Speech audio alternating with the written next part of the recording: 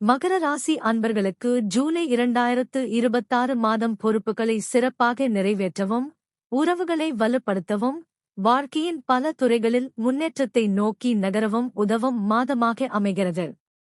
குறிப்பாக இந்த மாதத்தில் குரு பகவானின் 7ஆம் பார்வை உங்கள் ராசியின் மீது விழுவதால் நம்பிக்கை தரும் பல சூழ்நிலைகள் உருவாகலாம்.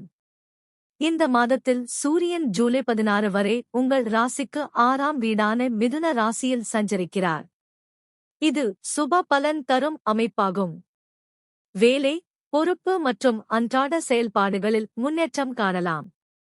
உழைப்பிற்கு மதிப்பு கிடைக்கக்கூடிய காலமாக இது அமைகிறது. ஜூலை 16க்குப் பிறகு சூரியன் 7ஆம் வீடான கடக ராசிக்கு மாறுவதால் உறவுகள், கூட்டாண்மைகள் மற்றும் குடும்ப ஒற்றுமை தொடர்பான விஷயங்கள் முக்கியத்துவம் பெறலாம். செவ்வாய் மாதம் முழுவதும் 5ஆம் வீடான ரிஷப ராசியில் சஞ்சரிக்கிறார். படைப்பாற்றல், திறமைகள் மற்றும் புதிய யோசனைகள் வெளிப்படும் வாய்ப்பு உருவாகலாம். குழந்தைகள், கல்வி அல்லது கலை சார்ந்த துறைகளில் இருப்பவர்களுக்கு உற்சாகமான அனுபவங்கள் கிடைக்கக்கூடும். முடிவுகளை எடுக்கும்போது நிதானமான அணுகுமுறை நல்ல பலனை அளிக்கும். புதன் மாதம் முழுவதும் 6ஆம் வீடான மிதுன ராசியில் இருப்பதால் வேலைத்திறன், திட்டமிடல் மற்றும் பிரச்சினைகளுக்கு தீர்வு காணும் திறன் அதிகரிக்கும். அலுவலகம், வணிகம் மற்றும் தகவல் தொடர்பு சார்ந்த பணிகளில் நல்ல முன்னேற்றம் காணலாம். குரு மாதம் முழுவதும் 7ஆம் வீடான கடக ராசியில் சஞ்சரிக்கிறார். இது மிகவும் சுபமான அமைப்பாகும். மேலும் குருவின் 7ஆம் பார்வை நேரடியாக உங்கள் ராசியின் மீது விழுகிறது. இதனால் உறவுகள், குடும்ப வாழ்க்கை, தொழில் ஒத்துழைப்புகள் மற்றும் சமூக மதிப்பு ஆகியவற்றில் நல்ல மாற்றங்கள் உருவாகலாம். பெரியவர்களின் ஆலோசனைகளும் ஆதரவும் முக்கிய பலமாக அமையும்.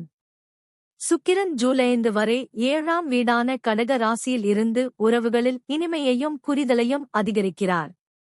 அதன் பின்னர் 8ஆம் வீடான சிம்ம ராசிக்கு மாறுவதால் வாழ்க்கையின் ஆழமான விஷயங்களை சிந்திக்கும் மனநிலை உருவாகலாம். நிதி மற்றும் எதிர்கால திட்டங்களில் கவனம் அதிகரிக்கலாம். சனி மாதம் முழுவதும் 3ஆம் வீடான மீன ராசியில் சஞ்சரிக்கிறார். இது சுப பலன் தரும் அமைப்பாகும். தைரியம், முயற்சி மற்றும் செயல்திறன் அதிகரிக்கலாம். நீண்ட நாட்களாக தள்ளிப்போன சில முயற்சிகளை மீண்டும் தொடங்குவதற்கான வாய்ப்புகள் உருவாகலாம். சனி தரும் பலன்கள் மெதுவாக வந்தாலும் நிலையானதாக இருக்கும்.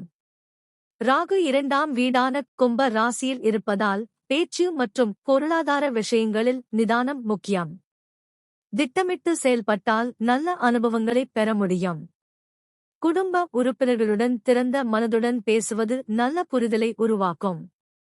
கேது 8ஆம் வீடான சிம்ம ராசியில் இருப்பதால் ஆன்மீக சிந்தனை மற்றும் வாழ்க்கையை ஆழமாக புரிந்து கொள்ளும் ஆர்வம் அதிகரிக்கலாம். தியானம் மற்றும் இறைநம்பிக்கை மன அமைதியை வழங்கும்.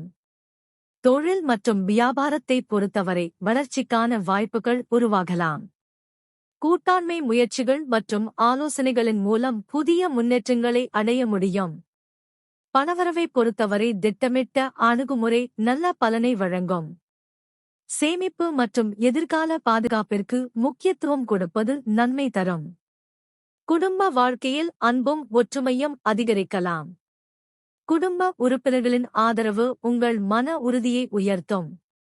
ஆரோக்கியத்தை பொறுத்தவரை சுறுசுறுப்பான வாழ்க்கை முறை நல்ல பலனை அளிக்கும்.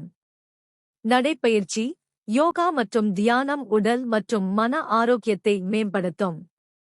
இந்த மாதம் உங்களுக்கான ஆன்மீகச் செய்தி என்னவென்றால், குருவின் பார்வை கிடைக்கும் காலங்களில் நன்றியுணர்வு மற்றும் பணிவு மிகவும் முக்கியமானவை. பிறருக்கு உதவும் மனப்பான்மையும் இறைநம்பிக்கையும் வாழ்க்கையில் நல்ல ஆற்றலை அதிகரிக்கும். தினசரி பிரார்த்தனை மற்றும் தர்மச் செயல்கள் மனநிறைவையும் இறையருளையும் வழங்கும். மொத்தத்தில் ஜூலை 2026 மாதம் மகர ராசிக்காரர்களுக்கு குருவின் அருள், உறவுகளில் முன்னேற்றம், தொழிலில் வளர்ச்சி மற்றும் ஆன்மீக முதிர்ச்சியை வழங்கக்கூடிய சிறப்பான மாதமாக அமைகிறது. நன்றி. மேலும் பல ஜோதிட தகவல்களுக்கு ஏகியோ தொலைக்காட்சி தமிழ் ஜோதிட சேனலை தொடர்ந்து பாருங்கள்.